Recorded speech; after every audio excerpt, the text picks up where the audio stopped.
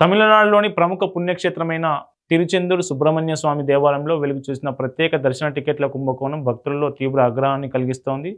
ప్రభుత్వ హిందూ మత ధర్మాదాయ శాఖ ఆధీనంలో ఉన్న ఈ చారిత్రక ఆలయంలో రూ. 100 ప్రత్యేక దర్శన టికెట్ల విక్రయాల రికార్డులను మార్చి దాదాపు 25 లక్షల మేర భక్తుల సొమ్మును స్వాహా చేసినట్లు ఆడిట్లో తేలింది. ఒక తాత్కాలిక మహిళా ఉద్యోగి అధికారిక సాఫ్ట్వేర్ను కాకుండా వేరే బ్రౌజర్ను ఉపయోగించి భక్తుల నుంచి వసూలు చేసిన భారీ నగదును నేరుగా తన హ్యాండ్ బ్యాగ్లో దాచుకుంటున్నట్లు సీసీటీవీ దృశ్యాలు సోషల్ మీడియాలో వైరల్గా మారాయి. దీంతో ఈ ఆలయ సమస్య తీవ్ర రూపం దాల్చింది.